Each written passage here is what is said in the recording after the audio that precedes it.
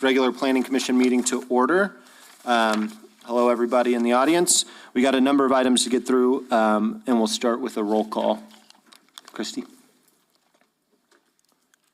Sorry, I was letting people in. No worries. Okay. Commissioner Hall? Here. Commissioner Hall? Here. Commissioner McLean? Ron, she was calling you. Can you hear us? Yeah, I can't hear her, but yeah, I'm here. Okay. Need a mic? How about now, Ron? Yeah, that's good. Commissioner Rigsby? Here. Commissioner Byers? Here. Commissioner Williams? And Commissioner Richardson? Awesome. We have a quorum. Let's continue on then with declarations of conflict of interest. This time, if anybody on the committee needs to declare a conflict. No, I have none. None. Okay. Seeing none, we'll move to the next item that we have, certification of compliance with Resolution 2026-01. Alex. Chairman Rigsby, I certify that this meeting has been advertised in compliance with the regulation, where is that? With Resolution 2026-01. Excellent. Thanks, Alex. Let's move to the next item, approval of agenda. There's an agenda in front of you with a number of items that we need to get through. It has been made clear that there's a correction at the top of the page to some of the packet content, but do I have a motion or any discussion on the agenda? I make a motion to approve the agenda and with the chair's ability to move items as he sees fit. Second. Motion and second. Any other discussion? Seeing none, we'll do roll call vote. Commissioner Bob? Aye. Commissioner Hall? Aye. Commissioner McLean? Commissioner McLean? Aye. Commissioner Rigsby? Aye. Commissioner Byers? Aye. And Commissioner Richardson? Aye. Awesome. We got an agenda. Let's move to the first item on that agenda, approval of minutes for our regular meeting, December 2nd, 2025. I just have one amendment, just my name's been misspelled everywhere, but that's all right. Well, I don't know where Chris is, but 1,000 apologies, that would fall on my head for not noticing that. That's all right. Just the only other change I'd like to make is the last statement about the double wide at the church. I think Rick had mentioned that, although it was attributed to me. Not a big thing, but okay, so We can make those two changes. Changes are good. Okay. Any other changes, discussion to the meeting minutes? Mr. Chairman, make a motion, we approve the meeting minutes as submitted. Got a motion, is there a second? Second. Got a motion and a second, any discussion? Roll call vote. Commissioner Bob? Aye. Commissioner Hall? Aye. Commissioner McLean? Aye. Commissioner Rigsby? Aye. Commissioner Byers? Aye. And Commissioner Richardson? Aye. Awesome. Let's move on to our next item, which is public input. There's a number of folks here today in the audience. This section for public input is for any item that's not listed on our agenda today. So if there's something that you want to bring up to the planning department, something you want to bring up for the commission here, something you want to talk about in a public forum, now would be the time to do that.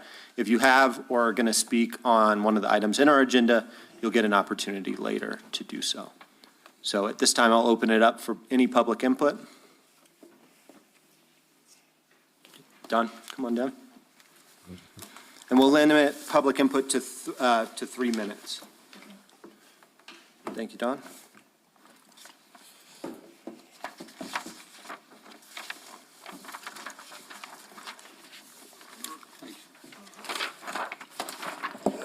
Dawn McGlasson. I requested an email be sent to you prior to this meeting, and I've just handed you a copy of what I did email. So I'd like to read that so it'd be in public record. Okay. I'm formally requesting an update regarding the property located at 100 Nogale. This request follows multiple prior inquiries that I've made seeking information about the status of this property for the past 3 years. Given its continued deteriorated condition. I'm requesting a comprehensive review and future public discussion of the following: a historical record of the complaints, code enforcement actions, violations, and expired or unresolved building permits associated with 100 Nogales, the length of the time that the Village of Ruidoso has been made aware of the blighted condition of the property, including any periods where there were no follow-up or resolution occurred. Number 3, an explanation of enforcement or compliance efforts that have been undertaken to date and why the property remains unresolved. Number 4, clarification of the next steps for action, including which departments are responsible, anticipated timelines, and what remedies are available under current ordinances.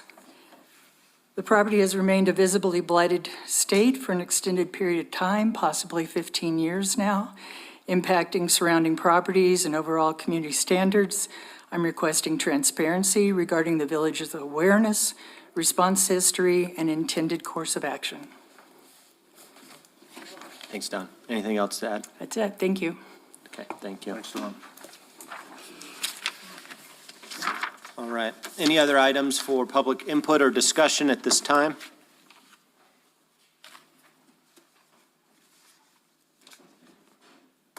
Okay, sounds good. At this time, we'll go ahead and close public input and move to our quasi-judicial public hearings. We got a number of these today that we will need to get through. The first one, number A, 6A, easement vacation approval of EV 2026-01. Alex, what can you tell us about this application? This is a replat that we received that also included, in addition to adjusting property lines, also included vacation of easements. That does require action from both the Planning Commission and the Village Council. The action for the Planning Commission would be to make a recommendation to council as to whether or not to maintain or to grant the abandonment of those easements. Okay, thanks, Alex. Is the applicant here or applicants?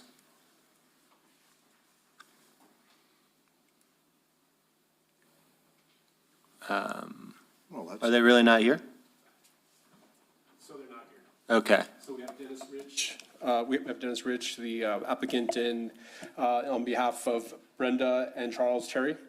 And I know that Dennis Rich was planning on being here in person, okay. but he's not here right now. Have we had communication from him? Yes, we've had communication, not in the last few days, but we've had continued communication with him and verification that he would do his best to be here. Okay.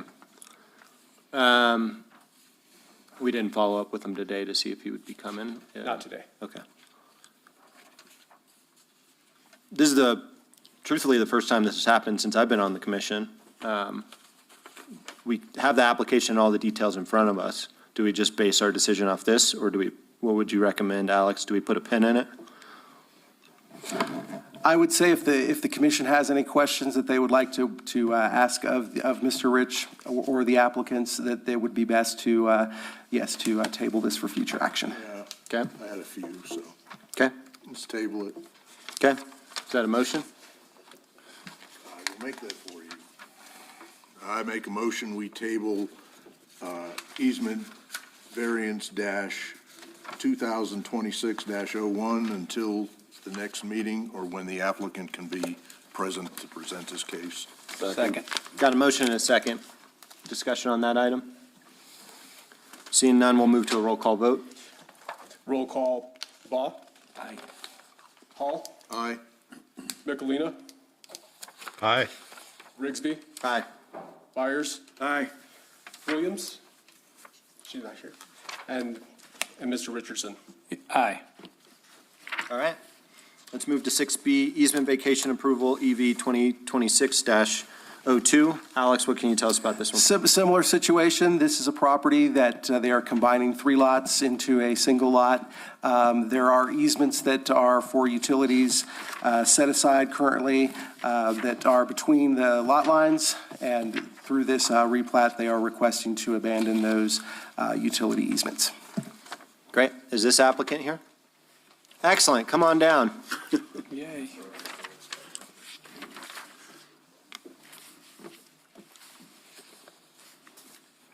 All right, we'll have you both raise your right hand, and we'll swear you in. So state your name and then say you'll tell the truth, nothing but the truth.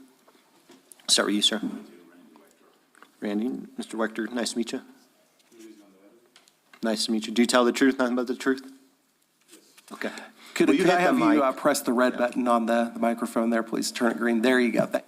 Okay. So we heard a little bit about what you're looking to do. What other details or context can you provide to us? Well, I had originally Lot 2, and we had a house that burned down Sorry about during the that. fires, thanks. And then we expanded the house, and so I bought Lot 3. Now, my house and my neighbor's house on Lot 1 burned down. I bought her lot now, so I want to rebuild my house basically using, and I actually have Lot 4, 5, and 6, all of the lots in the neighborhood. I think I have 6 or 7 lots. Anyway, we just want to put our single home back up and get back and have our second home. We live in El Paso, my wife and I. Okay. Great. Thank you for that. Thanks for that overview. What we typically do now, and this is good for everybody to hear, we present, now that we have your stated case and what you're looking to do, we offer up an opportunity for anybody to come and comment, whether for or against whatever we're discussing here. So in this case, it would be the vacation of the easement. So we'll open it up for public input. You'll have the chance to respond as an applicant, and then we'll move into commissioners' comments and questions.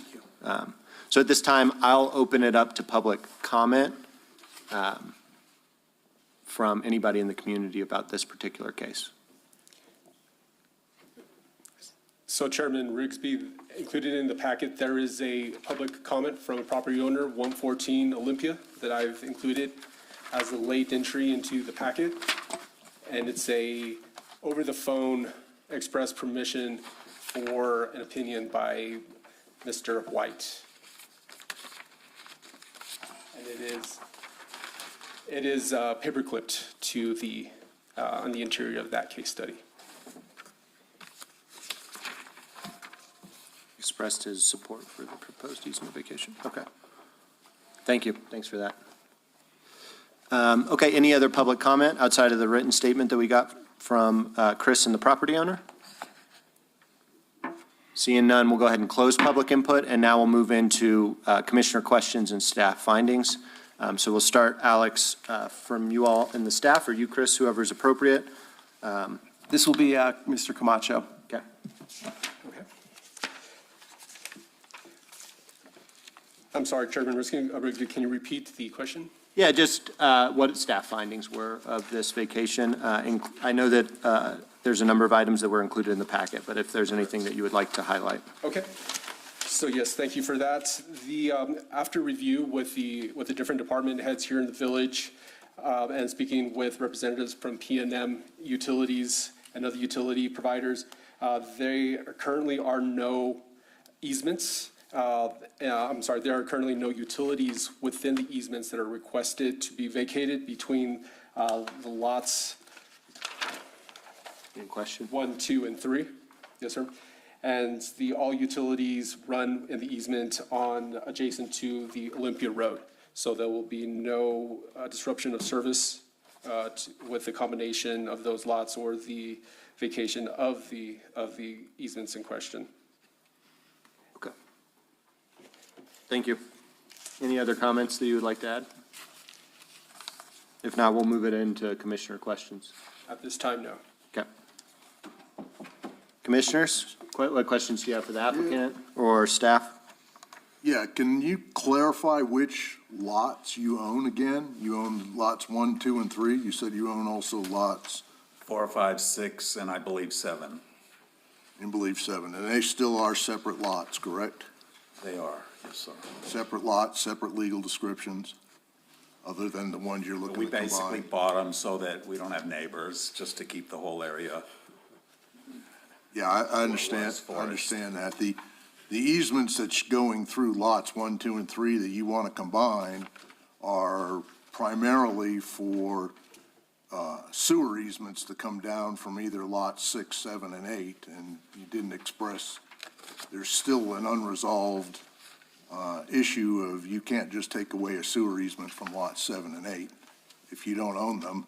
And if you were combining all of that into one plat and own them, you could vacate those easements. But the easements that are there, forget the sewer line, because the sewer line's on Olympia Road. There's not a sewer line on Sandia, and you can't cut off somebody's access to that. And from that end, as I said, you just can't do that. So, I mean, if you want to come up with an alternative plat that would allow the access to go somewhere else on your lots, that would be the way to do that. Because as it's shown now, you can't. Can we get maybe some clarity, because I don't know where you're getting that there's no sewer access. Is that from? So I have the sewer line easement document here, and it was between the owner of lots 1 and 2. But now because he owns both lots, there's really no reason for that easement, and so that's why Well, that is that's why we're lots vacating 1 it. and 2, the easements that are affected from lots 1, 2, and 3 that you want to combine are for lots 7, 8, and 9, and they're easements that get down to the sewer at Olympia Road. That's what those easements are for. They're for utilities or sewer. Look on your own plat. You got 5 feet for utility and you got 5 feet for sewer. You can't cut off the access from lots 7 and 8 through lots 2 and 3. You can't cut off that sewer easement, because otherwise lots 7 and 8 are not worth anything. Alex, can you comment, or maybe you, Chris, on sewers on Sandia Road? Like, is there, or was there discussion from Public Works about sewers being cut off access? So, yes, sir. Thank you, Chairman Rigsby. So the replat was signed off today after review with the department heads for the sewer and water department.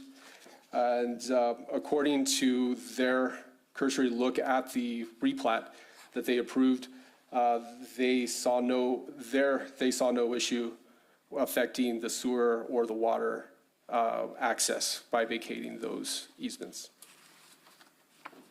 And those were signed off by Levi Betty, Director of Public Utilities, and Mark Coker with Streets.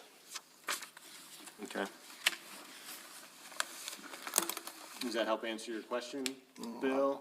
If I own lot 7 or 8, I wouldn't answer my question. Well, I mean, I'm no sewer expert, but it seems like you could get a sewer line, although it would be more difficult, from a different easement.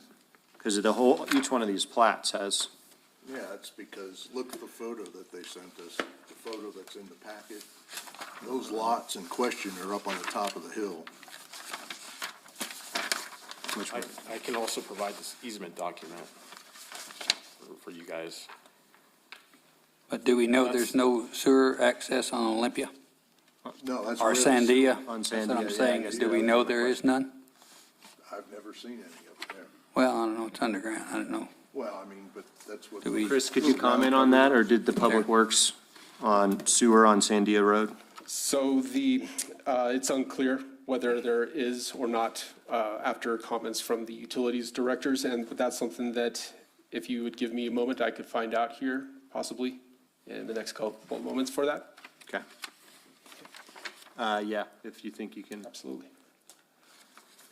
Okay. Is there a possibility to be across the street? Off of Cyndia? Yeah, What was that question? Is there a asking. possibility that the sewer lines could be connected in lots 14, 15, and 16? Is there a connection further east? 14, 15, 16. Yeah, yeah. Yeah, that's a good question. Okay, we'll wait just a second till we can get that information. Other questions for the applicant outside of sewer or others?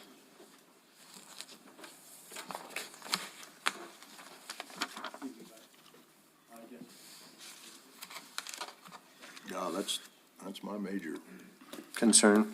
concern.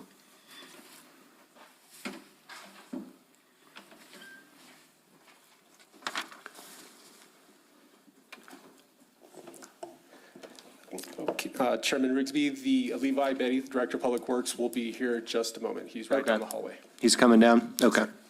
thank you for your patience. We'll get a little bit more information on this, just so that way we can make the best informed decision.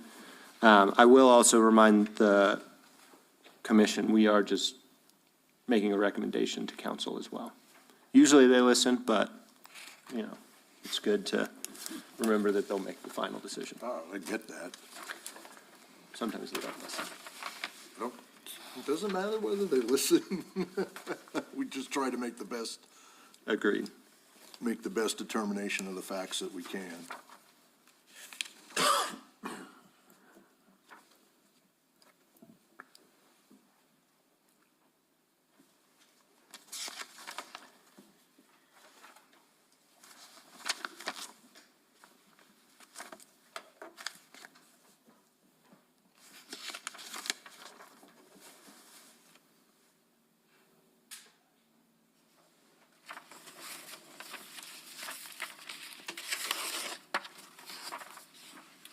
For the applicant, just a question.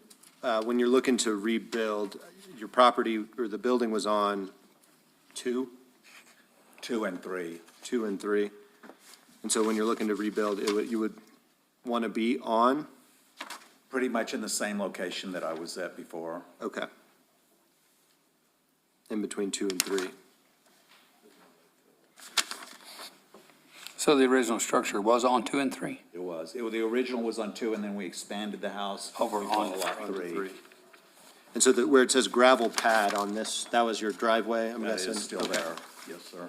So then you would put it to the North. north side, I guess, if this is. That driveway will stay exactly where it's at. It was access to lot 1 and 2, so I bought lot 1 as well, so the access is basically just to my home on lot 1, 2, and 3. Gotcha.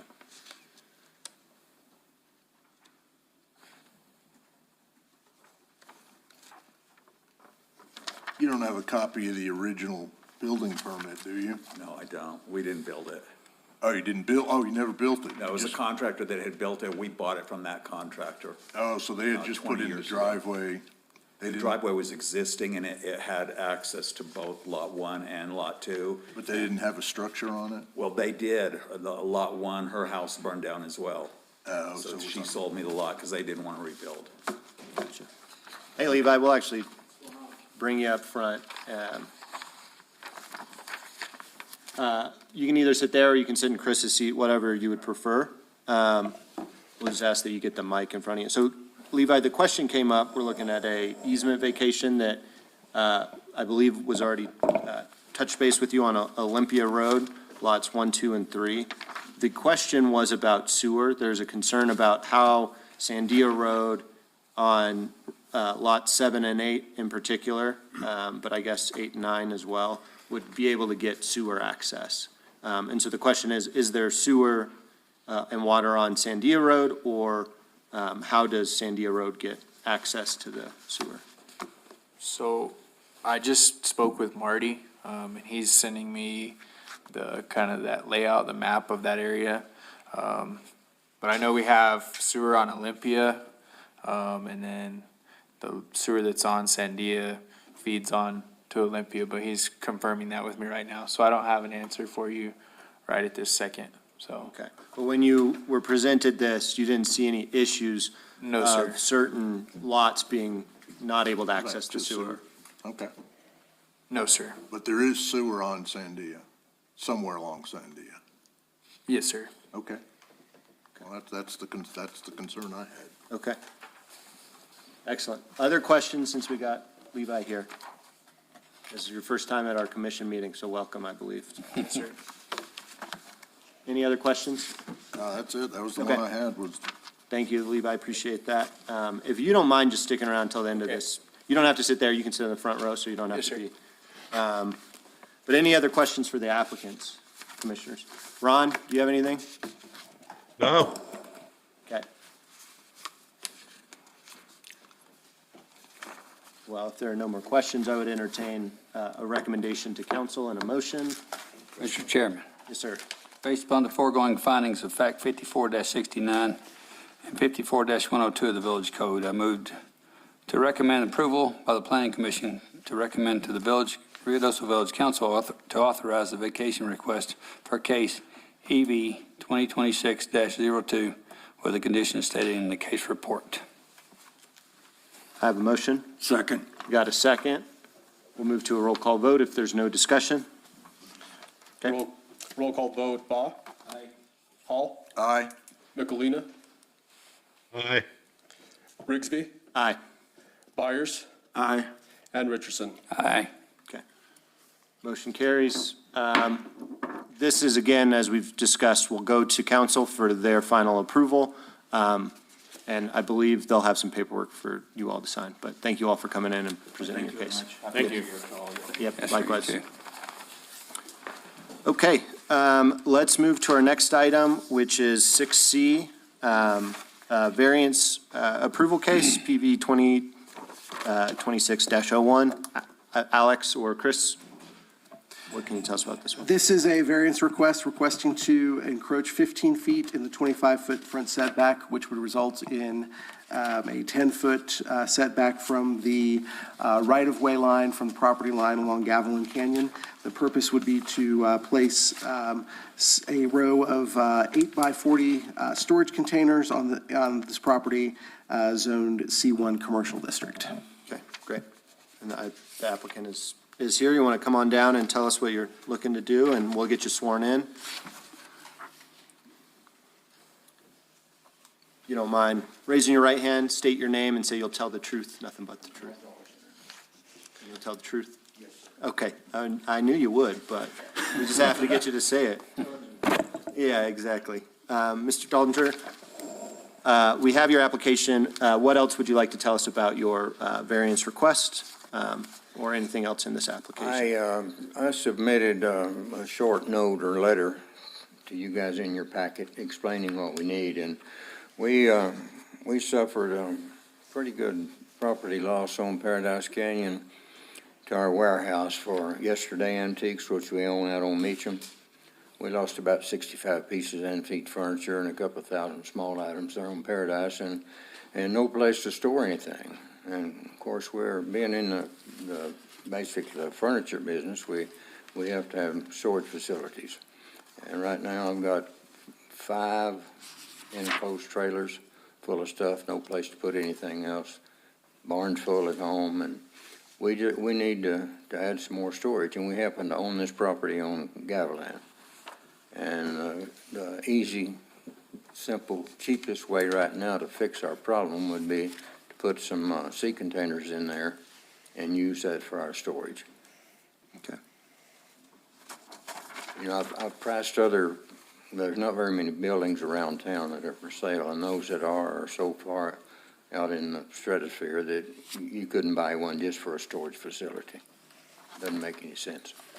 So we can add basically what we need to get square footage wise here on Gavilan by, if we can pick up that extra 15 feet of property in there without having to use that 25-foot setback.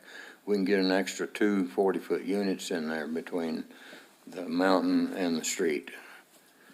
And sometime in the future, we could go ahead and come right on down parallel with Gavilan and add some more if we needed to. And if you all noticed on your plat that little strip there that this property lies in, there's just a little finger sticking up to the north there off of the village land, or the perimeter of the village, right away, I guess, or whatever you call it. But it goes up about, I don't know, probably 800 feet, a couple hundred feet wide, and dead ends right into the county. And there's county land across the street, county land behind it, county land to the north of it. And of course, you know, everybody knows what Gavilan gets to looking like on up north of right where I'm talking about. Yeah. So we're actually not touching the village limits in any spot, but right on the south end. Yep. And in the zone, okay. Yeah, it looks like it may have been annexed at some time because it had some mobiles on it, and they were able to get the tax revenue off of annexation on that little finger right there, it looks to me like, but it's pretty much isolated from the rest of the village properties. Okay. Thank you. Thank you for that overview. At this time, we'll open it up for public input. If anybody in the community would like to comment on this. And then and then from there, there'll be questions from the commissioners for you, the applicant, and you'll get the opportunity to respond. So at this time, I'll open it up for public comment.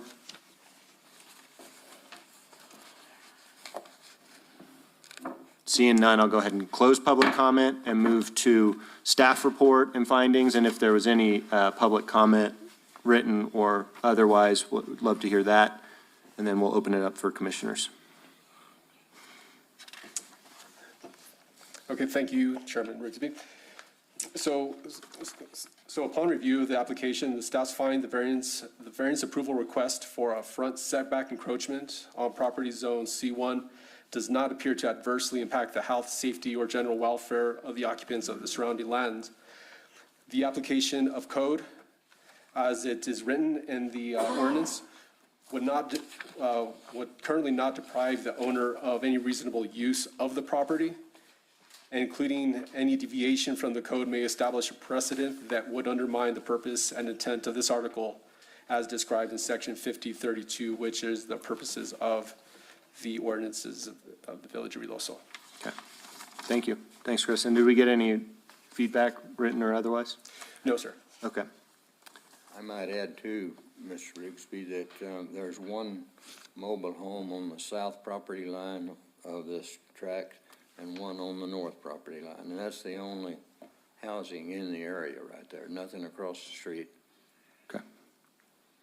Thank you. I appreciate that. And we'll move it or open it up to commissioner comments at this time. Just to confirm, this is zone C1 or is it industrial? So this is C1. C1.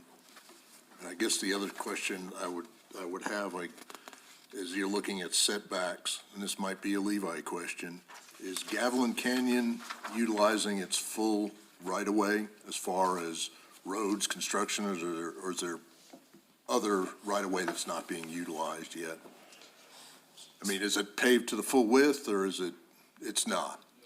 So what is the right-of-way for Gavilan Canyon? 100 foot, okay, but it's not being fully utilized, okay. But it's not, the road is not centered within the right of way either, it's quite. Okay. Okay, that's it. I guess my question for the applicant is, in the photos we got, the fence, where's the fence in relation to the property line? It's, from what I can figure out, it was, fence posts were in when I bought that, and then I had a chain link fence put in to match where those old posts were. But I see some property stakes. It looks like my fence is probably inside my property a little bit. Maybe a foot or so at a certain point or two, but down at the south end, it may be out on the right of way a little bit, based on the old posts that were already in place when I bought it. I've had it about five or 6 years now. And commissioners, I'd like to point out on page 39, there is a topographical map showing the contours for the subject property and the property which the village owns just to the west of the current road. You notice that it does drop off into a drainage area to the west of Gavilan Road. I have a question, sir. What would keep you from just putting these storage units to the north of what would keep you from putting these storage units just to the north of the existing northern storage unit you have there now? The mountain, I couldn't go any farther north with units, other than if I moved out into the flat, I could. I've only got 18 units in there now, and they're backed up against the hill.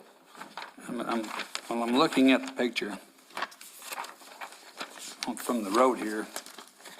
I'm seeing a white building with blue trim on it there, and I'm just wondering if you couldn't just turn those containers and face them toward, like the end of them toward Gavilan.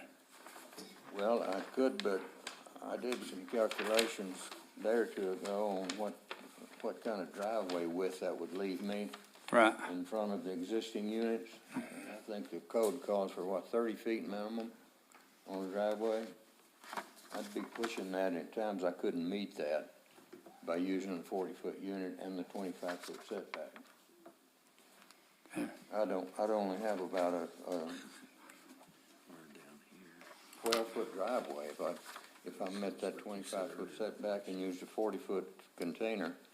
I'd only have about 12 feet between my existing units and the storage containers. Okay. So variances are usually granted due to a hardship. So that's what I'm trying to see Yeah. what your hardship is. Yeah, I've got to do something here for you. Yes. So Oh, if we can't get this done, we'll just go to Plan B and see what we can figure out.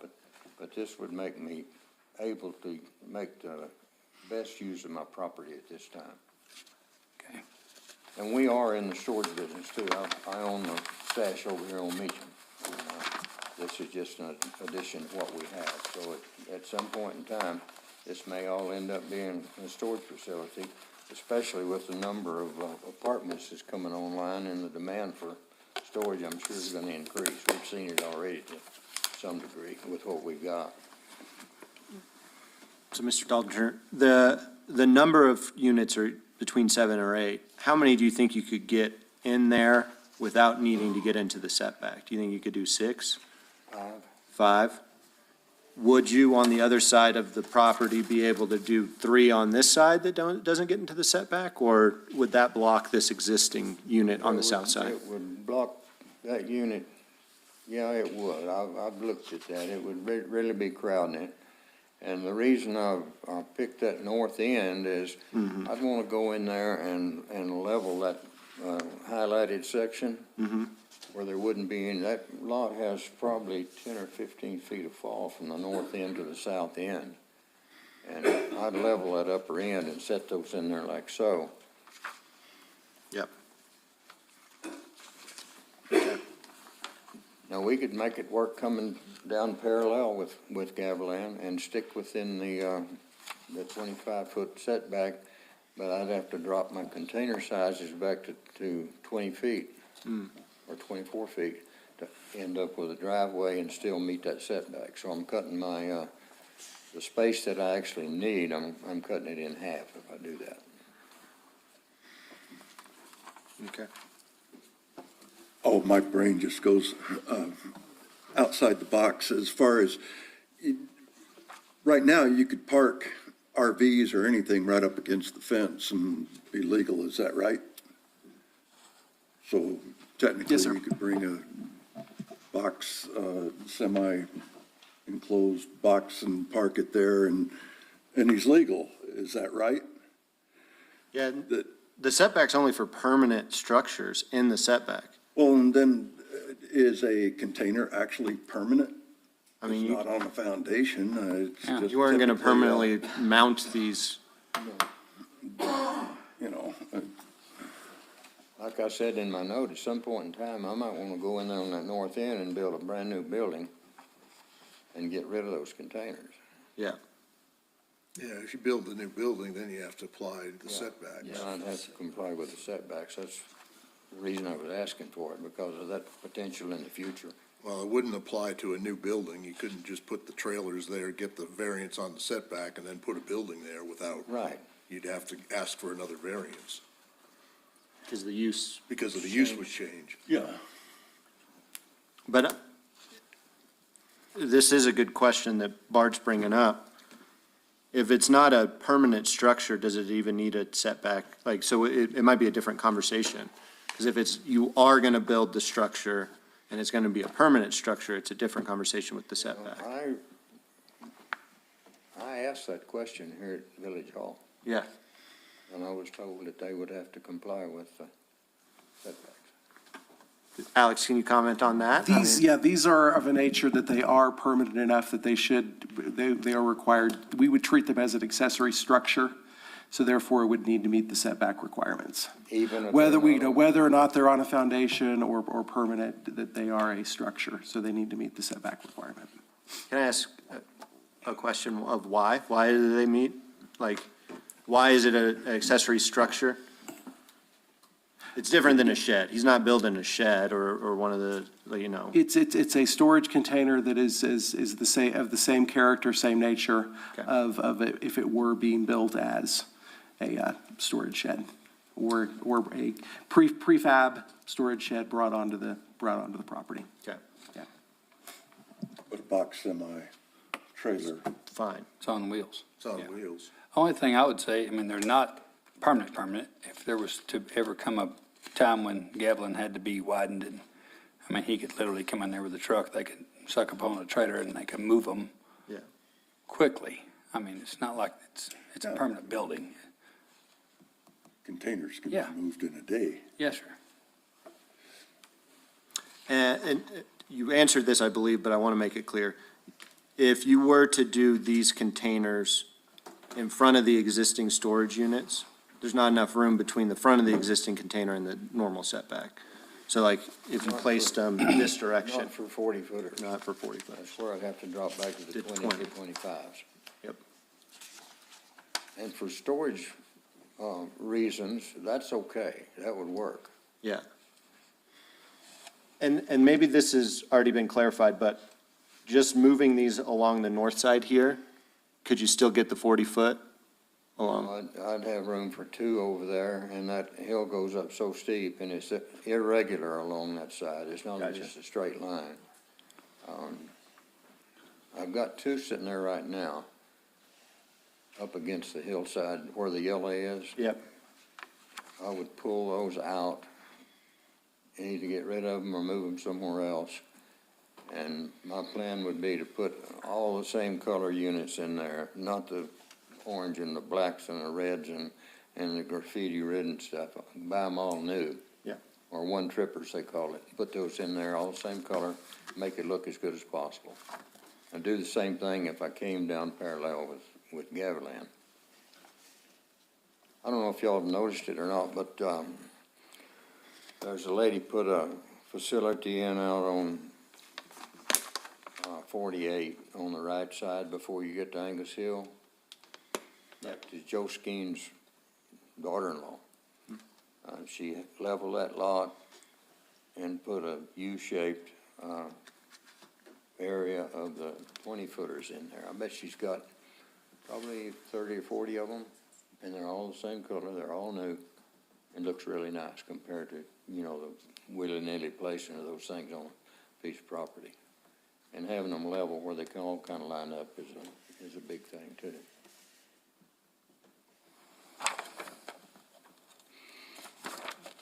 Questions or comments from the commission? I just had a question on the suggested motion. Yeah, you would need to do, we would recommend that you do it in the affirmative rather than, Yeah, it was, the motion suggested was in the negative. We've always done things in the affirmative. Should we just change that language or just change? That is understood, and again, that's just a recommended motion, so Okay, you are free, of course, to modify that as you see fit. Okay. That's all I need to know. Thank you. I just wanted to make one real quick comment as far as, you know, our position here is one of a quasi-judicial. In other words, we're like little judges up here trying to figure out, does this actually fit within the parameters of the code and all versus do we think it's a good idea, you know, personally. And anyways, I just wanted to get that out there, you know, that's what our constraint is on this. And I understand. yeah, thank you for that comment. And your decision here even goes before city council for final approval, is that correct? This, for a variance, we can approve or deny a variance. You do have the opportunity to appeal to the council, correct? Right. If we, And there's certain actions that need to take in certain timelines, but you do have the option to appeal that, depending on the vote here. I just have to have some relief soon. It's just like I've moved out of a 6-bedroom house into a 1-bedroom apartment. With all the stuff that we have and trying to store right now, that's, makes it pretty tough. Yeah. yeah. With that in mind, did you have? Jacob, Go ahead, Ron. Is the orientation of those containers going to be the same as the two orange ones on 42? Look What at I'm your page asking- 42. What I'm asking for initially, yes. But if I decided to come down parallel with Gavilan, they would be perpendicular to the road. Okay. So yeah, he wants to, where the two orange ones are, he wants to put 7 or 8 containers, exactly that, next to each other, in that same orientation, towards Gavilan. How do you do that without cutting off the entrance Yeah. photo? That entrance is arbitrary. I'd plan to cut that off anyway and have one mechanical gate down at the bottom that's operated by remote. That's dangerous right there where that upper gate is. There's no visibility coming in and out of there over that little rise on up Gavilan.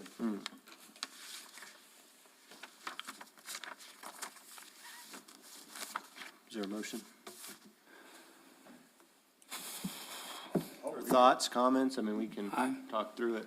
We'll do this in the affirmative, I guess. Yeah. Based upon the foregoing findings of Fact 54-70, 54-124, 54-98, 54-32 of the Village Code, I move to approve the requested variance approval for case PB 2026-01. Got a motion? Second. Got a motion and a second. Any discussion? Comments? So, discussion portion, Yep. one way or the other, what we're about to vote on, we're gonna be living with, and we're setting a precedence right now. Exactly. So you're saying vote on the affirmative would be? Well, I just made it to the affirmative like we usually do. Then we can vote against that or for that. If I might interject in there, an aye vote on this would be to approve the variance request. A no vote would be to deny the variance request. There we go. And we do it in the affirmative to try to avoid confusion.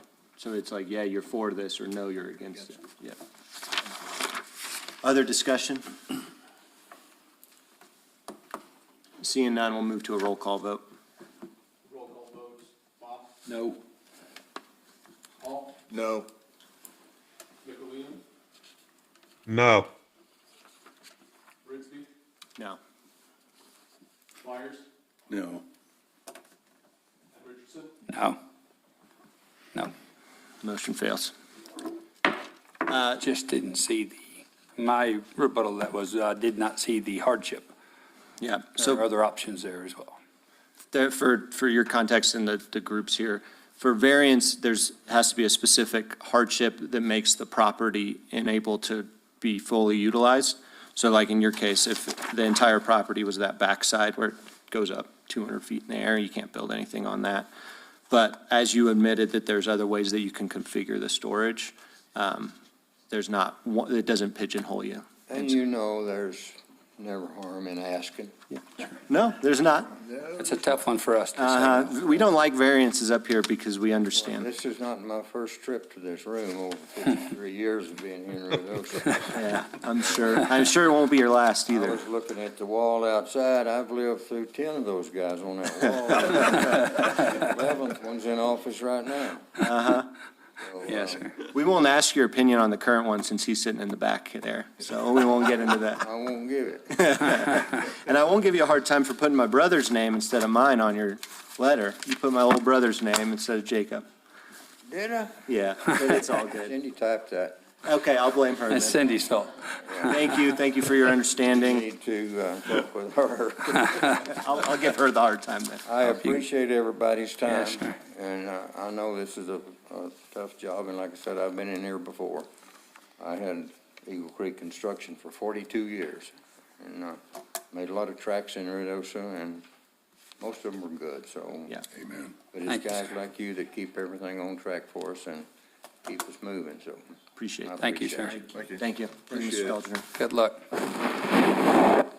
All right, let's move to the next case, site plan approval. This is 6D, SP 2026-01. Alex, what can you tell us about this? So this is a site plan request for the development of a renewable fuels facility, which would be located, the address being 1000 New Mexico Highway 220. This is on the grounds of the Sierra Blanca Regional Airport. We do have applicants here, I believe, in both present and then also virtually to present this site plan. Great. All right, who's going to be the main person down here on the screen? Okay, great. We'll get the folks. 50. Maybe, Ron, we can get you sworn in, and then, are you not getting sworn in? Yeah, there you go. Just say you'll tell the truth and state your name, and then we'll get the guys up there. Swear to tell the truth. Ron Thanks, Senna, Ron. Village Manager. Appreciate that. And then who do we have online that's going to be? We have Steve Lambert and Zach Scott. They're representing IP USA, and they will be providing us the information on this request to begin the site plan. And this is going to be for a renewable fuels facility located at 1000 New Mexico 220. And Steve, I'm going to start with you if you want to go ahead and give a description of what the project's going to entail and what we're asking for. I'm going to try to keep it as short and sweet. Bottom line is we would want to be putting in a building that is going to look much like a airport hangar. There's not going to be any smokestacks. We would be transporting wood onto the facility, green waste from the village of Ruidoso, potentially some other partners, i.e. the county has expressed some interest, but bottom line is at this moment, Ruidoso would be our client from the green waste. Any dead standing wood from the fire scar that you guys have experienced would be the fuel feedstock. Excuse me. We would be converting that into either sustainable aviation fuel or into a biodiesel product. And literally, the process is, it's very clean. We would be meeting and exceeding all federal, state, and local EPA rules, both air, water, quality, that kind of stuff. And I don't know what else. I'm assuming you guys will have some questions so I can be more specific. Yeah, thank you, Steve. I'm sure there'll be more questions, but I think that does give us a good lay of the land and give some more information for those from the public that might want to comment on this particular site plan. So at this time, I'll go ahead and open it up for comment from the public, if there are any, if there is any. And if there is, we'll have you come on down and give your 2 cents or ask your questions. Yes, sir, come on down. We got to get you on the record with your name for your comment. You do have to tell the truth.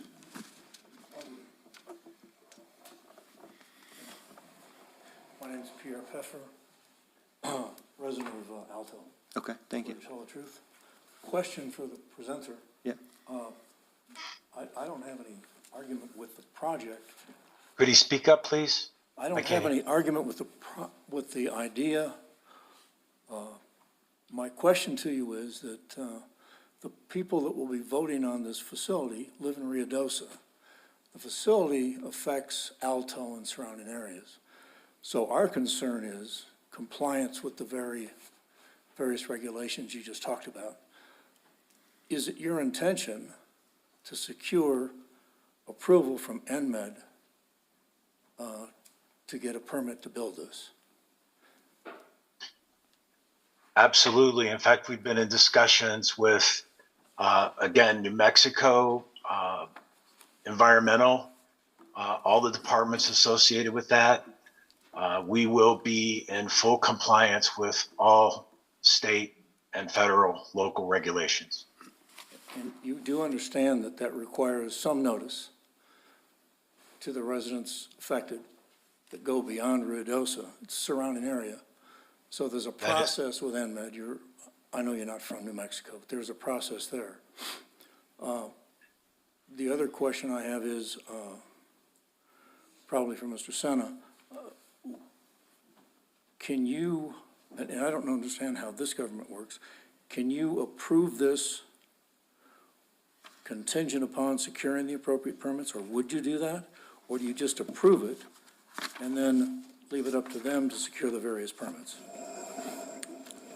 Chairman Rigsby and members of the board, Pierre, we would be asking for approval to begin on the site work. We will be working with New Mexico CID as we move forward with this project. We are working with NMED on getting the required permits. So yes, to your question, we will be working, and we can get approval today and be working on the project as it goes. We want to begin the site work immediately. So since NMED's not here, can the site work proceed without either air quality or wastewater permit from NMED? I would say, Chairman Rigsby, members of the board, we have already had those discussions on acquiring permits to begin there with New Mexico Environmental Department and with CID. And yes, we can begin our site work if the board does give us approval today to begin the site work. And then we'll come back to the board again and provide any additional information with the CID and all the other permits. Just as a, And I'll relate to our legal counsel also on this also. just point of reference. And again, I'm not saying that there's anybody out there that's opposed to it. It sounds like a great program. We just want to make sure it's appropriately regulated because it affects us, our air quality. And you're also industrializing an area that's, by definition, valuable as a residential area. So we're concerned about that. But proceeding without the NMED permit, case in point, you've got the batch plant where they've tried to do that. They're still, it's 3 years down the road. I'm not saying this would turn out that way, but I would love to see the I's dotted and the T's crossed as we proceed, because the village of Ruidoso is impacting Alto. Alto has a concern, which is reasonable, but it sounds to me like the presentation, if it were fulsome, would suggest that we have no reason to be in opposition. It's a great idea. We want to see that green waste disposed of as well. We just want to make sure it's done properly. And I don't want to see the cart put before the horse, because we'd like to know it meets New Mexico regulations. I think that's a reasonable request. I appreciate those comments. Yeah, thank you. Chairman Rigsby, members of the of the board, we also have received this project is on the airport property, and we have received approval from the Federal Aviation Administration also on this to move forward with it. So, Thank you. and I don't know if legal has any additional questions, any on that either. So, yeah. Okay, we're still in public, so we'll probably come back to you, Zach. Any other public comments? I see somebody has their hand up. Jeff? Yes, I do. Thank you. My name is Jeff Blue. I live locally near the area also. I appreciate Mr. Pfeffer's comments, and he's kind of taken some of my comments as well. I am active with the local and state level wildland urban interface groups. And I actually heard first about this project at the state meeting. I believe it was in October. It found it hard to find much more information. I might have been asking the wrong people, but I'm glad just yesterday I saw a post with the mayor at the Rotary Club provided some information. I was appreciated that. At face value, I support this project as well. It makes sense. We need a strong multi-tiered approach from both the local, state, and federal level. But there's a couple of, the devil's always in the details. So I look at, and especially as you consider the layout, the site plan of this, I'm concerned. Obviously, this thing essentially is a high temperature operation, works with depleted oxygen atmosphere, if you would, to produce the product. But it's just an oxygen intrusion away from causing a problem. So what I would be concerned about is some kind of understanding, some kind of additional scope. This is a small piece of property, essentially, small piece of property in the middle of otherwise county jurisdiction. We rely on a volunteer fire department out there. So should we be looking at some expectation that either there's increased village fire response, or the contractor, vendor provide fire response if there's an issue or a need? So as you're looking at the site plan, do you have adequate fire response capability? So that's one area. And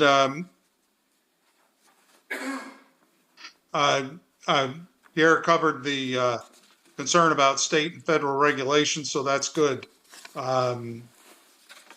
Also, during the operation, and this may not be the right place to address this, but during the operation of the facility, is the facility subject to the same restrictions as other facilities when the county imposes a no burn ban, a no burn day, that they would not be allowed to operate during no burn conditions?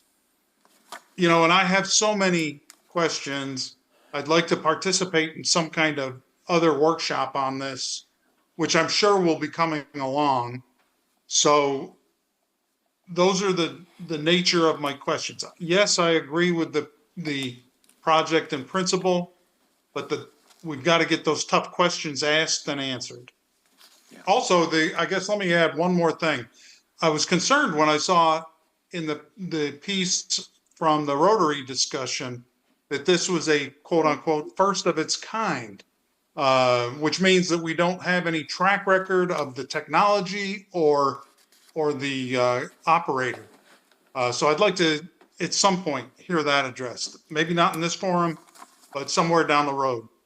Yeah. Questions for me? No, thank you, Mr. Blue. Thank you. Other questions?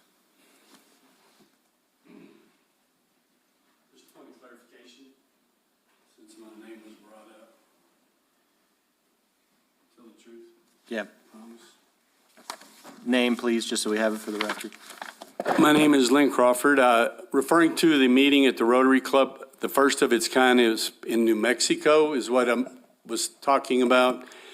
This company has over 1,000 patents, and they've done this kind of thing before in other areas. And that's the main reason that we settled with this company through the environmental department. All of those folks, we ran that through Secretary Kinney and his folks when this conversation started, so that they understood what we were looking at, and they have all signed off on all of the things. And if you know anything about Secretary Kinney and PFAS and all the things that he's involved in, he's very much aware of this process. It'll be the property is small, you're correct. There will be a defensible space of approximately 50 feet. We have our fire chief here too that can talk about it. We've been reviewing all of this. So there'll be a 50 feet defensible space on the outside of this plant. Again, it's going to be in Connex boxes that's inside of a building that, as he stated in the beginning, looks like a airport hangar. And to my knowledge, it'll be running 365 days a year. And that the heat coming off of this process, and you're right about the oxygen, will be used as a dryer for the component for the product will be converted into the fuel or the biochar. The byproduct is electricity and water that will be used on the premises. So we're not utilizing any of the water or the water rights that the village has there, and then to be powering the building. So, but it was just to acknowledge that it's the first of its kind here. It's a pilot project that this company's working with, that other parts of the community, really a lot of the other states in the western United States, because we all have this problem. If you have trees and with a difference in temperature, climate change, whatever, that we're going to have to make progress, and we're working on legislation to do thinning, defensible space, and making sure that we clean up our pine needles. And this is a way to do something with it rather than what we're doing now, burying it or burning it. And that's what the forestry does. So hopefully I clarified something. Thank you, sir. Yeah, sure, we can bring him down. And Chief Hall will also provide some information on this also. Okay. You'll introduce yourself, swear to tell the truth. Kate Hall, Fire Chief, swear to tell the truth. Thank you, sir. Mr. Blue and council, we're basically, when you talked about burn bans and stuff like that, this isn't, there's not going to be an open flame, so this is going to be totally different than when you can't burn out in the county.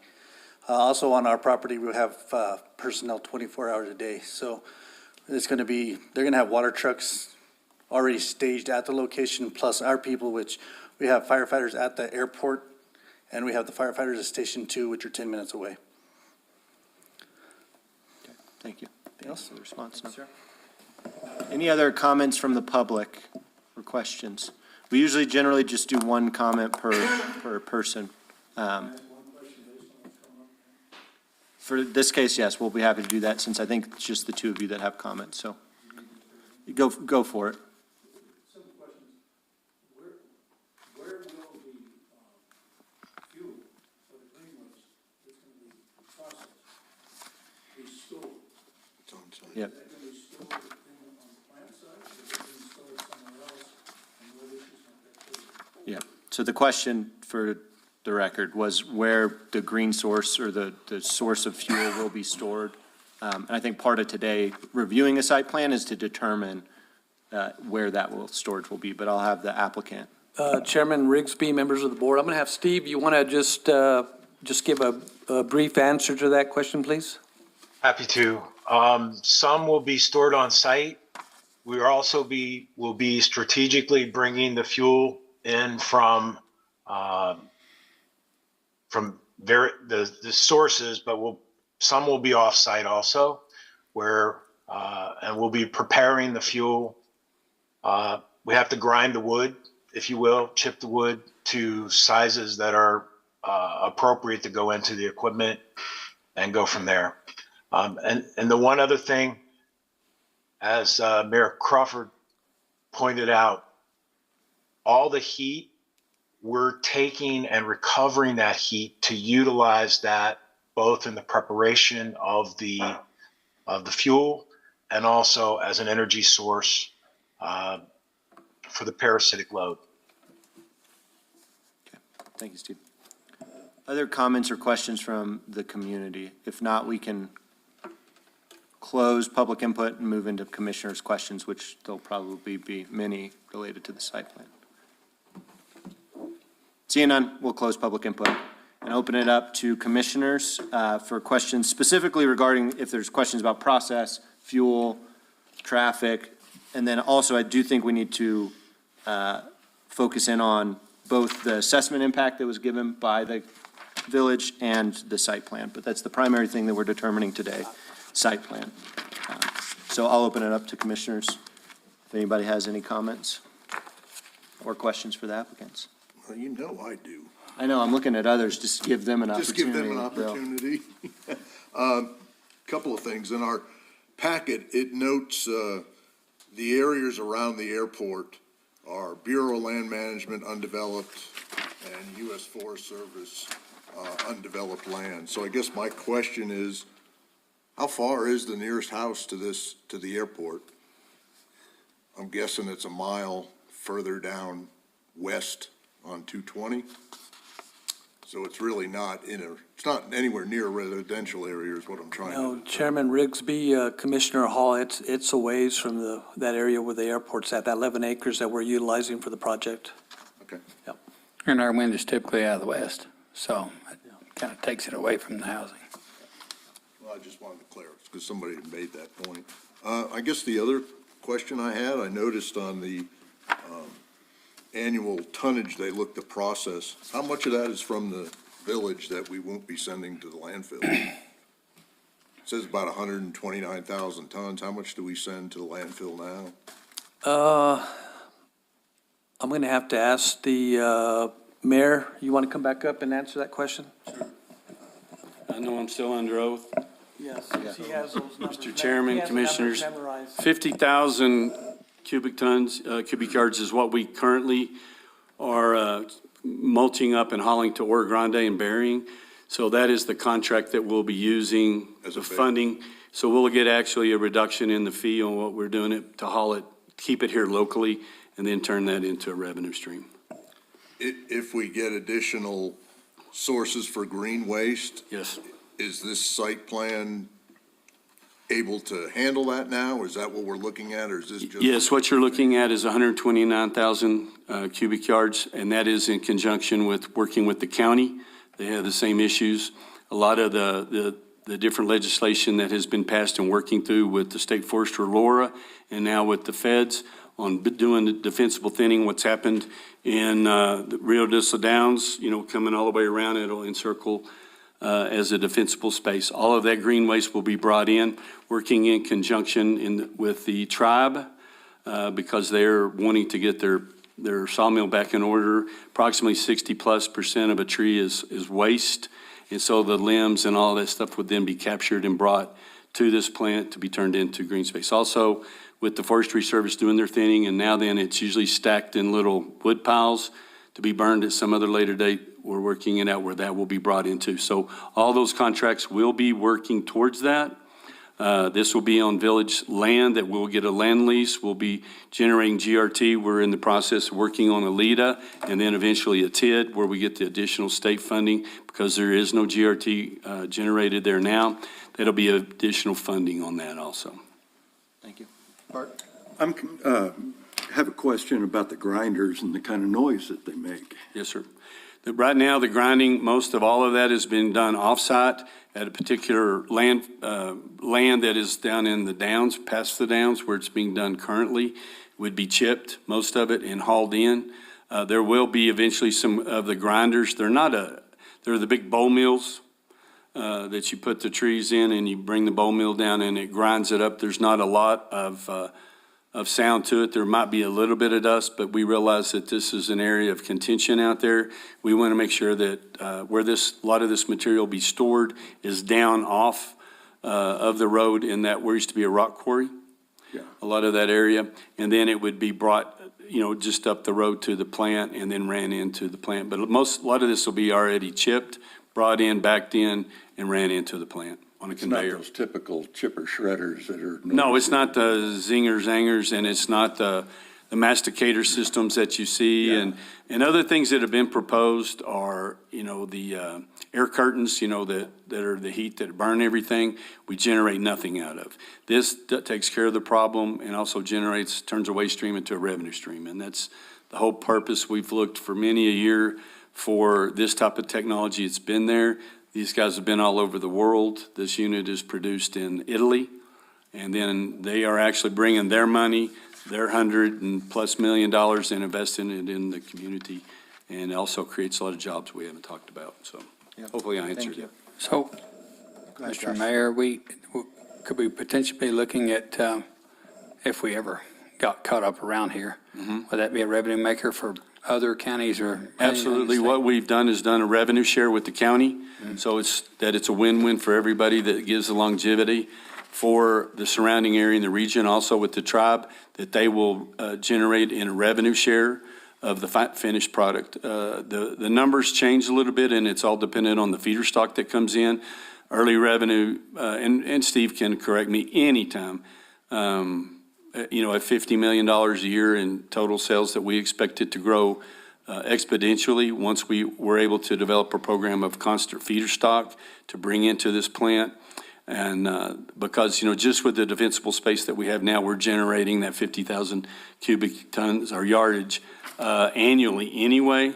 And now that with the insurance rates, whatever, and what's going on right now, they're looking to increase the defensible space and the distance of trees. So that's going to only increase the waste material that is generated annually, going from a 10-year cycle to a 5-year cycle. So we expect our 50,000 we'll be able to keep up with already.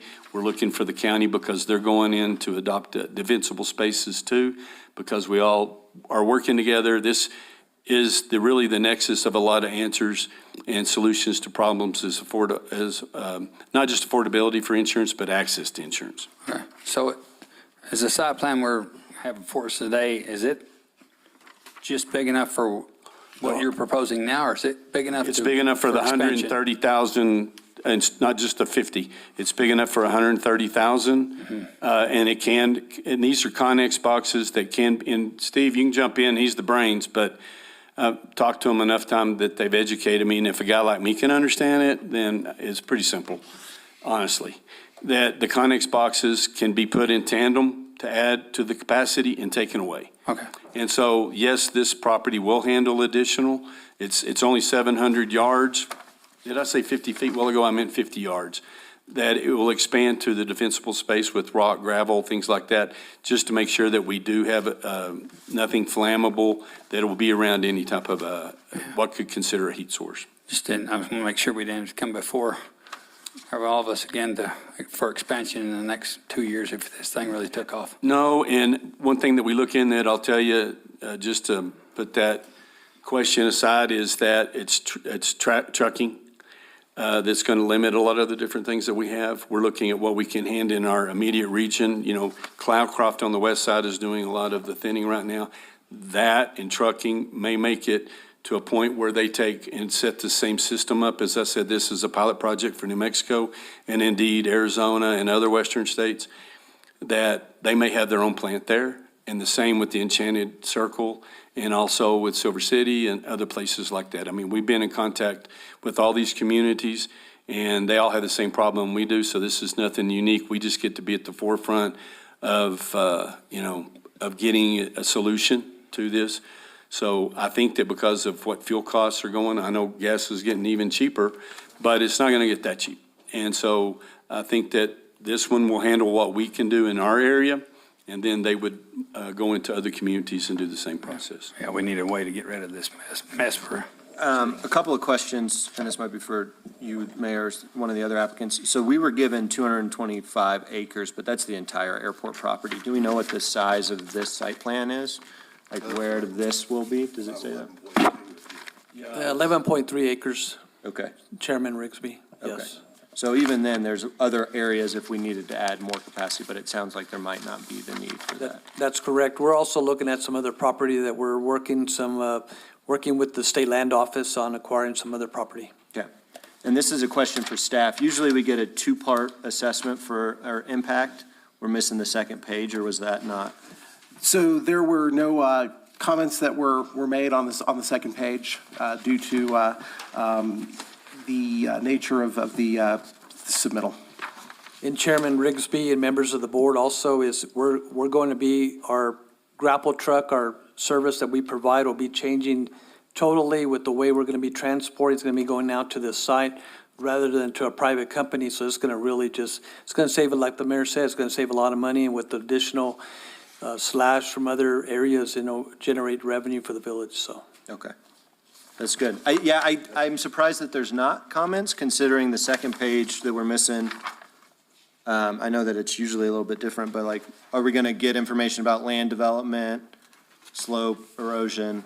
Like that stuff is usually included in our packet, and is that going to Yes, so one of the reasons for the status of the conceptual plan that's been provided is they need to do a lot of engineering site work, grading, to know the best way to lay out the structure facility for that. And so as we typically do with all of our site plans, if there are changes that are significant changes that are made, that site plan must come back before the Planning Commission and also staff prior to coming to the Planning Commission for review and approval of those changes. And so that is something that is certainly anticipated in this case. We've discussed it with the applicant team, and they are willing to be able to bring that back forward to the Planning Commission for further review. Just an additional question on that. So today, to the concerns of those from the public that made their comments, they want to make sure that the devil is in the detail and that we talk through that. Today, we're just determining, generally this seems like a good idea. Generally, the site plan works, but you will come back to this board, and I'm sure the other state legislation. Yes, and Chairman Rigsby and members of the board, we wanted to go ahead and working with IPUSA is to start working on the property itself, on the site plan, getting the grading and getting approval at least to start that, so we can start bringing the machines and getting it all set up. Okay, thank you. Thanks, Ron. Mr. Chairman, Mayor, Ron, I appreciate you guys, what you're doing. But when you look at it from just the slash portion alone, not to mention the fire safety you're gonna do, if you looked at it from the revenues cost over the years of hauling slash to bury it, what kind of number are we looking at? Well, just on. You know, our waste side is in Oro Grande. So it's 90 miles. We're getting about 4 miles to the gallon on these trucks, and it's two-way. We bury that, and we have to monitor that then with all the gases that are in the biodegrading of that material. So it gets pretty expensive. But just in hard costs, between $550,000 and $600,000 a year is what we're spending now. And now you've created this as a revenue source. Yes, we'll still, because of the business plan and the model, for these folks here, they're investing their money. It's not costing the citizens a dime. In fact, we're going to reduce that $550,000 to $600,000 by 15% immediately because of the tipping fees. And then keep in mind, we have land lease, GRT, and then we've negotiated with these guys a percentage of revenue profit on the back end, small percentage, that we're able to then share with the county, share with the tribe, and then forestry or anybody else that partakes or participates in. It's an encouragement for all of us, but it will reduce it significantly and turn a cost into a revenue. We expect within a year, a couple of years, to be generating a couple of $1 million. And then once the capacity is built up, and if we're able to get the jet fuel portion, which is the highest value, this in reality could be between $8 and $10 million a year annually in mailbox money for the village. And that's what our goal is to get some passive revenue coming into the village, because as we all know, we hear about water bills, we hear about everything has gone up and expensive. So we're trying to be creative and think smart business-wise on how we support the community. I applaud you guys. I know for years the village has been looking at the pine needle problem and the expenses with that. So with the plan moving forward, what's your next step? Is it immediately, let's get started? Yes, we'd like to go ahead and get started on the site plan, going ahead and, because it's not going to take a lot of ground prep, but to make sure that we're doing that property so that we can get these guys in here, hopefully in February, to actually take them out again to look at the site so we can actually start construction on that property.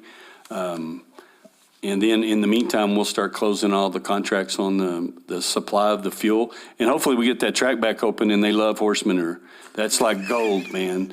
And so instead of you sending it all the way down to where you send it, we take it right over here and you get a revenue share. So that's the whole point of that. So, but yeah, we want to go ahead and get started. We've been working on this type of plant for years. Actually, it started with the wastewater treatment plant on a biofuels plant, but eventually there's a lot of other aspects of waste that we experience in this community now that we will be able to take and utilize and turn it into energy.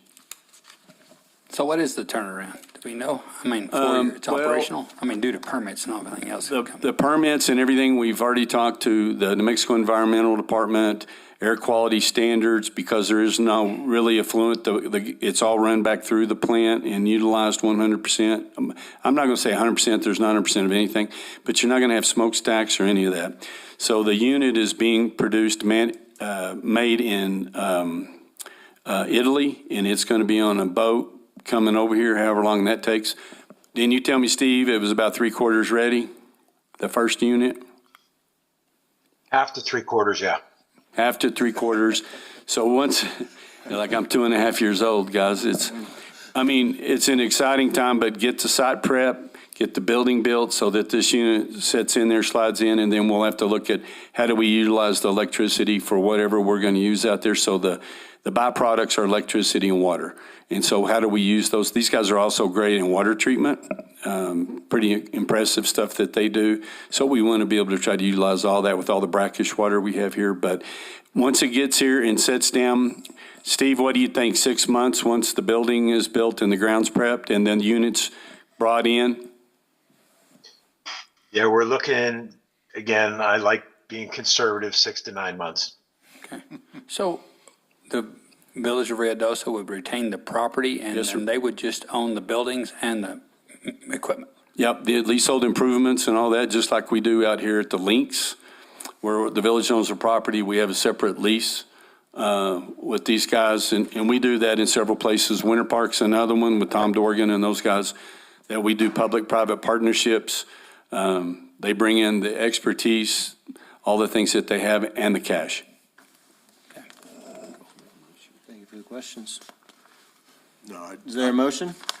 I'd just point out to your point earlier, and several people that made the comment about permitting, that is in the good staff recommendations, that is to be part of the approval, that you have to go through that process. Yep. So, Thank you. Is that do you have a motion there, Bill? sure.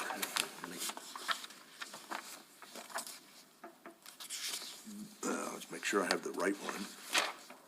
66. Based on the foregoing findings of facts per 54-85, 54-135, and 54-100 of the Village Code, I move to approve the conceptual site plan for case number SP-2026-01 with the conditions stated in the case report. Second. Motion and a second. Any discussion? Seeing none, we'll move to a roll call vote. Roll call, Ball. Aye. Hall. Aye. Michelina. Aye. Rigsby. Aye. Byers. Aye. And Richardson. Aye. Motion carries. Thank you, gentlemen. Thank you for your time today. Thank you, gentlemen, and Bill. Thank you. And thank you for the comments of the folks in the community. Hopefully, this provided some clarity, and they will be coming back for a more formalized site plan once they get out there and do a determination. Let's move on to the next item, our final quasi-judicial item. This is a site plan approval case, SP 2026-02. Alex, what can you tell us about this item? Yes, this is a review for the site plan for the expansion of the Eastern New Mexico University campus here in Ruidoso. Excellent. The applicant is here. Come on down, state your name, and raise your right hand. Say you'll tell the truth, nothing but the truth. Thank you. Carla, what can you tell us about what you're looking to do? Could you be sure to press the red button there? Thank you. Turn it green. Is it green? Oh, there it is. There we go. Perfect, thanks. Hello, I'm the architect of the project. The project will consist of an addition to the existing campus. It will sit on the northern part of the property. Currently, there's a strip mall in that location where I think it used to house a restaurant and the FEMA offices. We will demolish that portion of the building along as the site around it. And then the new addition will be sitting on the southern part of that lot. The addition is a facility for a workforce training program. The first floor will hold the workforce training facility. The program has welding, mechanical, electrical, and plumbing. There's also going to be a cybersecurity room. And then the second level, right now we have it as a shell, but in the future, ENMU is thinking of adding offices and classrooms. For the site, we kept the same distance on the alley that it abuts to the residential zone. And then from there, we have like a loading dock for deliveries for the campus and also for the materials of the workforce training. And then as far as the grading, we kept the same drainage pattern that it already has the site. And the only major movement is that we moved the parking into the northern part of the lot. And then I think that's pretty much for site. Thank you. I appreciate you giving us an overview. We'll open it up now for public comment. If there's anybody here that would like to make a comment on this item. Public, excuse me. we'll have to get your name and swear you in, all that good stuff. Brent Dietz, I swear to tell the truth. Thank you, and it's Brent? Brent. Brent Dietz, yep, okay. And your question was about the height of the building? Yes, I live directly, I look right over that towards Albertsons out of my home there, and I was just curious. Yes, so we're gonna keep the same finished floor as the existing building, and from there is 31 feet of height. On top of Yeah, what's already so, there? yeah, no, Okay, like, 31 yeah. total feet. Yes, so 31 right total now, the existing school is 16, 17 feet to the top of the parapet, and then, so we're adding the extra 15 feet. Yeah. Thank you. Thank you for your comment.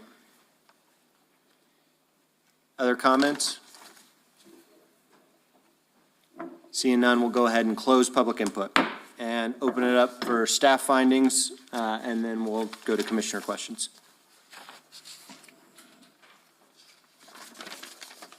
Thank you, Chairman Rigsby and Commissioners. So for staff findings, we found that we did have a replat submitted to, for approval to the Planning Commission that was reviewed by the various department heads within the village, and that was approved today, as well as previous days by the fire department, sewer, water, forestry, and so now that is pending approval by the mayor for final replat since, or site plan there. Yeah, just to clarify, not replat, you mean just site plan? Just the site plan, And yes. the assessment impact checklist? Right, sorry about that. Yep, no problem. And so included in that packet is the impact checklist. Okay. Any other items from staff outside of the impact checklist that you would want to comment on? Not at this time. Okay. And did we have any feedback from neighbors, like written? So we received no comments or phone calls regarding the issue. Sounds good. Well, then we'll go from that to commissioners' comments, questions for the applicant. Again, site plan, so go ahead, Bart. So I have a question. You're tearing down the old mall portion, Yes. right? And because it's now going to be reconstructed basically on the same footprint, that old mall was built back in a time before there was drainage detention or retention requirements. And the existing mall puts a burden on the neighbor's property. You get a 1-inch rain, you've got an acre of roof that drains behind and comes around to the neighbor's property. And my question is there going to be some type of a engineered detention or retention type runoff now that it's being redeveloped? So in these types of situations, it really is typically handled in a way of, are they increasing the amount of runoff that there would be from that? And that would be a question for, again, because CID is going to be doing the complete review on this. I would also ask our Public Works folks that are here what situation we may have out there for stormwater. And I'm assuming the water, you're assuming goes toward Meacham, or which direction? Well, it wherever actually- the water, wherever storm drainage we may have there.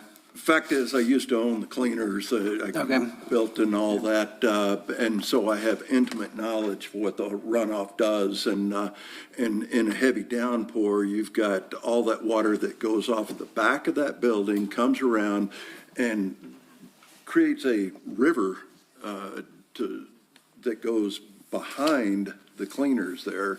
And there's multiple times it's been lapping at the door of the cleaners. And I know when I built it, that it is an elongated detention pond that was, engineered to accommodate some of that. But and to answer the question, is it going to increase any? No, it isn't going to increase anything because everything's already hard surface as it is. We've already got a roof and asphalt all around the thing. Or is there anything going to dial it back any though? That's my question. And the fact that it is being redeveloped seems like it ought to be, come into compliance. If I remodel a house and get extensive, I have to upgrade all the electrical and all that kind of stuff, even though it's, you see what I'm saying? It seems to me that it'd fall under the new rules, since it's being totally torn down.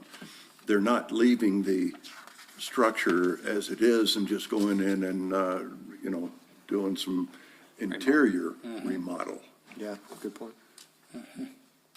That's my question. Any thoughts that you would have on that, Levi or Josh? Yeah, come on down, Levi. Josh, why don't you come on down too, We'll get you up here to get your 2 cents. Thank you, Levi. So normally with these, you would have a calculation from before on runoff, and then you'd have a calculation after. But I agree with you in the point that, it should be, you shouldn't be putting any more water onto your neighbor's property, right? Because in that same area, there has been a history of, civil suits, I should say, but I can't really comment on that, further than that. But I would agree with you. I would think that the runoff should be mitigated if possible. Okay. Right. And I don't think that got on, we'll move that, but the statement was that, do you want to just repeat your statement, Levi, just so that way we have it? I'll say, normally in these situations when somebody's updating or, and if you're touching a certain portion of the building or updating a certain portion of the building, there's flow calculations that are done previous and then flow calculations that are done for after construction or shown. But if the drainage can be improved or mitigated to not put water onto your neighbor, I would think that should be done. Yeah.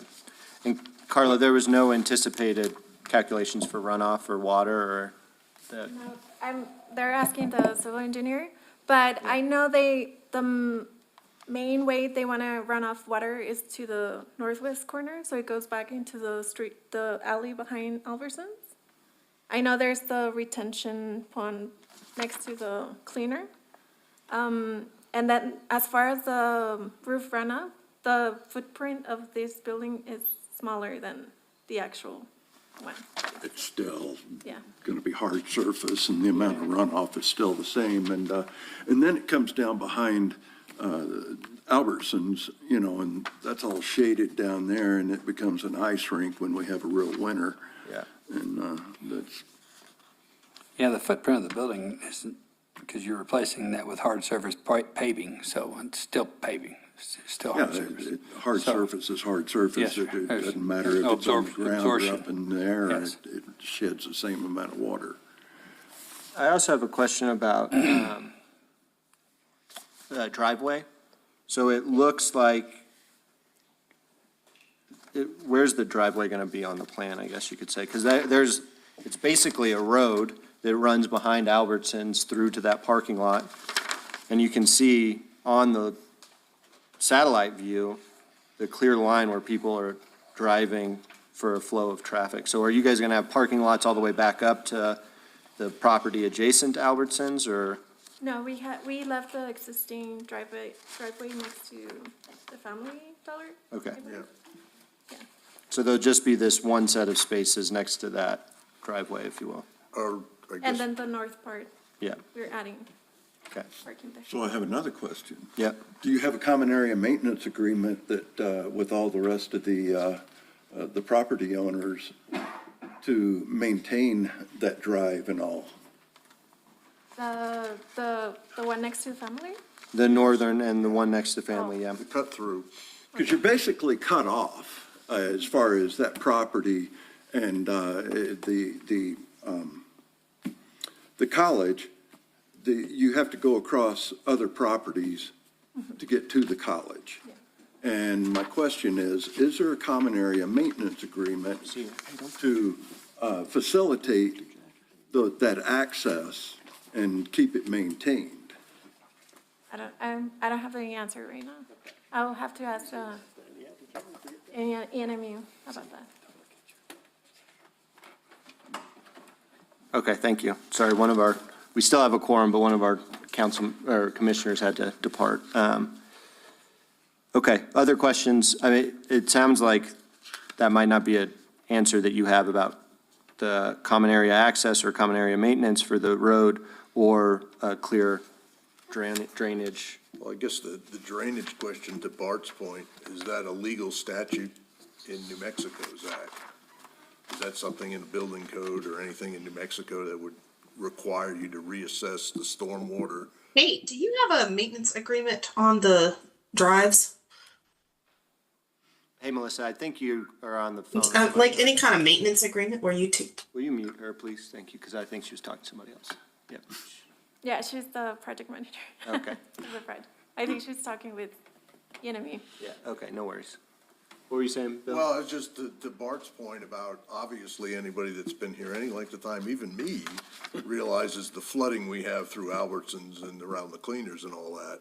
Is there a requirement, because you're doing a new building? It's maybe the same footprint and all that, but generally, if it's a new building and a parking lot, you have to deal with the stormwater. If you know the condition's bad, if nothing's gonna change, is that something that should even be permitted? I don't know the answer to that. That's what I'm trying to figure out. I mean, it's a good point.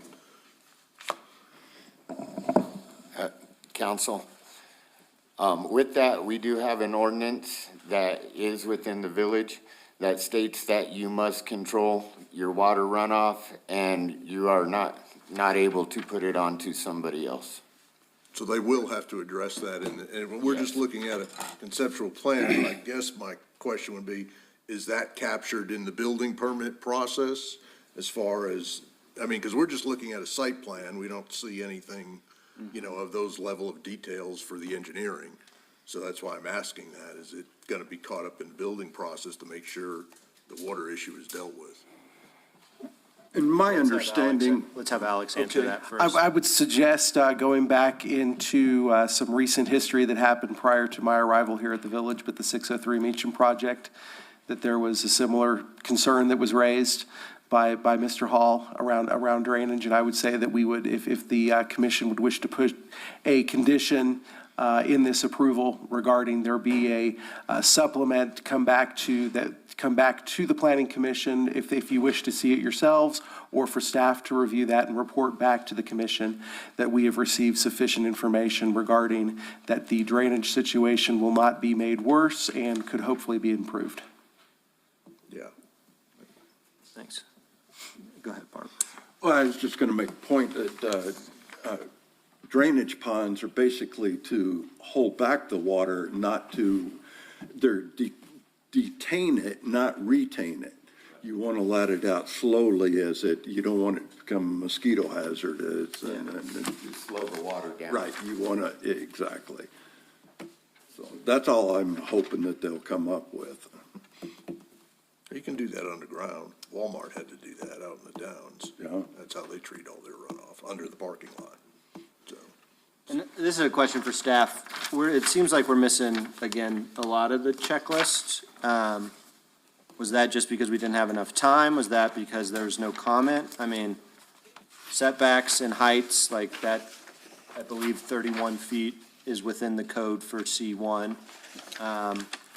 Slope stability, erosion, any of that is a worry, or that because they are not touching that existing retaining wall? Can you comment maybe on this page that's not filled out?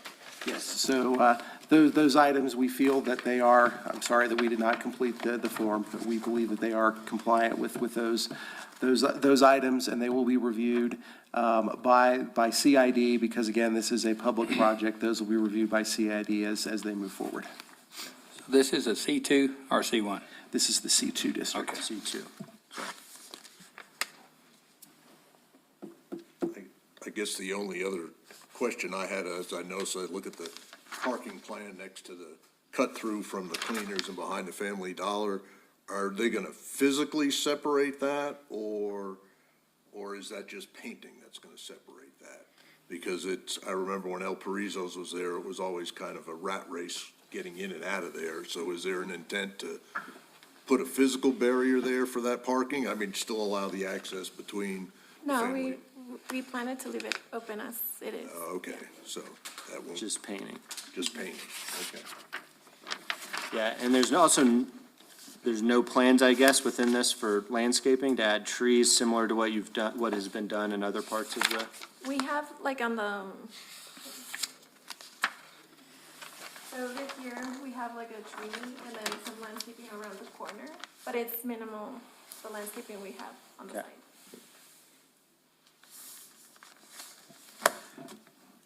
okay, other questions? I would like to comment. I think we need to really, know. huh? I think we need to know about stormwater and retention ponds, because that's not in here and it's not on the Yeah. impact checklist. True. Is that what you're gonna say? Sorry. No, I really want to see this go forward because I think this is first off, there's a need, and plus that thing is old and dilapidated and needs to be, and I don't know what else could make this change, and it would be for the betterment of the community. But by the same token, there are some things that can be improved, i.e. water detention and stuff. So. Yeah, I would agree with that wholeheartedly, so. We could add that as a condition that they either submit to staff or I guess it would go to CID since you guys just go into the state construction, not to the village for permitting. They need to submit either retention pond calculation or a stormwater runoff calculation, but it would go to CID, right? So any conditions that we place on this site plan, they would have to review. Yes. So do we need a conditional use approval for the school as well? Well, I don't know if it'd be conditional, but it's just, if we like the site plan as it is in general, and if not, what else do we need to see, which would probably be like, Would it be a zoning change as well, since it was retail and now it's going to be more of a industrial? well, no, so it's a school technically. It's school, yeah. Yeah, It's already but that was retail, I guess. It was, but Passed. retail's also permitted in C2. So, So okay. the prior use was compliant, and this use is. Yes, to confirm your question, so the use would be changed to a school. The school is a permitted use within the C2 district. Okay, I just question. But certainly from the perspective of, with the types of educational training things that they are going to be do there, that would then fall upon CID to make sure that they were taking care of the potential storage of materials or any negative impacts. And then our fire department, of course, would be sure to, as the project comes into use, that would be the responsibility that our fire department would be sure that the welding equipment and any other kind of potential dangerous things are taken care of.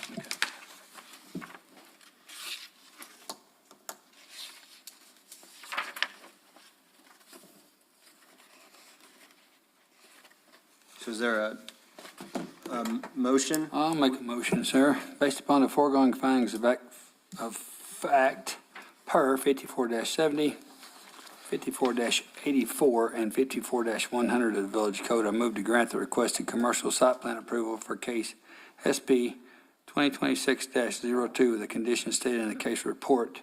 And we also would like to see a drainage plan according to updated. Yeah, to the new updates, okay. Yes. And to clarify, that would be something that you would like yourselves, the commission, to review in a quasi-public hearing format. Yeah, I mean, I think. I think that should come back to us, I yes. think so, yeah. Just as a community. Okay. We have a motion with something that needs to come to us, and then just a second. Let's go to a roll call vote, unless there's other discussion before we go roll call. Other discussion. Roll call vote, Hall, Aye. Michelina, Aye. Rigsby, Aye. Byers, Aye. Richardson. Aye. Okay, great. Thank you. Thank you guys for being here, participating. Thank you, Carla. We'll look for that, the stormwater runoff and retention analysis. We're easier to talk to than council, so, We're really nice people. yeah. Thank you. We All really right, are. let's move on to our new business, 7A, discussion of calendar meetings. This should be relatively straightforward. Did everybody get the chance to look at the dates? Any changes that you think we need to make, or are we still good for the first Tuesday of every month? I think we're good. We're good. Okay. Good. Yes, sir. Then I think we need a motion to approve the resolution. Make a motion to approve the resolution. Second. Second. Motion and a second. Let's go to discussion. None. None. Move to roll call vote. Roll call vote, Hall, Aye. Michelina, Aye. Rigsby, Aye. Byers, Aye. Richardson. Aye. Cool. That is it for new business. Let's move to our community development report. So with our community development report for, this is November data, we continue to work to get our short-term rental software fully functional. We continue to make forward progress for the most part overall. With that, we also have gotten a system up for our traditional lodgers to submit their lodgers tax payments through that system as well, and that seemingly is going well. With that, we continue to do the issuance of permits. In fact, I'll get a bit of a sneak preview. We fell a little bit short of last year for 2025, a little bit less than 2024 with that, but still continuing to see development here in the village. Would also report back on the manufactured home that was being placed at the First Baptist Church. That has been placed on the site. We need to work with where it was approved. We need to be working with the church to finalize the final inspections to be sure that it is in compliance with the permits, the placement permit that was completed with that. I will also address the 100 No-Gal situation. We are just this morning had a coordinating meeting with code enforcement, and we will be addressing the issue from the sides that code enforcement will look at in regard to the appearance of the property, the debris, and then also community development, the building permitting department division will be doing the permitting things, and we will also be following up no later than Monday with the information that was requested in the email. Great. As well. That was going to be one of my questions. 603 Meacham, I see some movement over there, but do we have any update on when we might have a completion and occupancy? So 603 Meacham, we are moving forward with the clearance by state for the electrical permits to be put in, which would then allow for HomeSpot, the installers, the constructors and installers of the units to come back and do their final touches. I believe that the landscaping, or at least the gravel associated with the landscaping, has been done and completed. Next improvements will also be fences that will be surrounding, attached to the retaining block walls that typically are behind the units. That will be proceeding in the next week or so. And then the site will also have a major improvement in regard to, it will be paved. The previous plan was for there to be millings put down. That paving will be happening. I'm not exactly certain when we'll be doing that, so there is that progress being made. Who's paying for the paving and the fences and Those are already included in the funding that has been obtained by the village. from the state? I didn't think so the state's paying for paving and that? Yes, there was some additional funding that has been either obtained or released for for pavement. Does the state want to throw some funding at some of our other roads that should be paved? I will ask the village manager to see if he Please, not to can, make if it he about can make me, that but ask. my neck of the woods would really love some Maybe we should paving. move to 603, maybe. Yeah, maybe I should. Remind me, y'all, didn't we, in that site plan approval we approved 2 years ago, didn't it have a playground or something involved as well inside this? I will check. You are correct. There was some discussion of some kind of community amenity. I will ask the question to see if we are planning for either a play facility or some kind of gathering space on the site to give it a better community feel. Do we have, and maybe this is not relevant, but it is a good question, do we have a final or an estimated accounting of overages of, because like I know it's state funding, but like we're obviously beyond what we originally Wasn't thought. this About a thing year and a supposed half to be done in 6 months? or Yeah, lose by it? June. Yeah. I believe it was June. June of 2024. Yes, I will ask to see what the current, the current costs that we have incurred and spent on this project. So I believe the grant was we had to be absolutely complete by June of 2024 or we would lose the grant. Yeah. How was that? Yeah, the fire changed all. Yeah, but I mean. It did, but still. Yeah, but does that give us a year and a half? Well, that's up to, that, you have to ask 2 the year? village manager. I built 20 units by myself In faster 18 than months. this has happened. It's just the latest example why going forward, there will be public-private partnerships and not village management of these projects. Yes, I will build upon that because we did have, the information I provided you today was from our capital projects meeting, of which there was also an update on the Elk Meadows project. Yeah. They are very close to having everything weather tight on the site. I believe they were doing sewer installation this week. Okay. Yeah, with that. So they are making, there even was minor discussion about within the next probably 3 to 6 months, talking about a pre-lease program. So again, I would echo Mr. Hall's comments in regard to one of the lessons learned is perhaps to leave this to the private market. Yes. To do. I agree. Okay, thank you, Alex. I appreciate that. Any other questions for the community development? I think it was brought up in prior meetings, the property is out of compliance on Sudworth because they are tagged with graffiti and a nuisance property, and it's still in that state. Can you provide an update on that? That is something that I'm trying to remember how many days they have to come into compliance with that, but I will get an update that I will email out prior to the next meeting for where that Have to be stands. out of compliance. Yeah. Because it's been Yeah. 60 days at least since we've discussed it. Then we approve a 30-day from the time when they received They have- a letter to, When they were formally served, and they have 10 days to correct the issue, otherwise they're out of compliance. And they are out of compliance. by about a year and a half. I think it Well, burned I down, mean, I think it burned down over a year ago. From the official process of when it happened, At least 50 days. they're at least probably, just my rough guesstimate, at least 25 days past when it should have been done.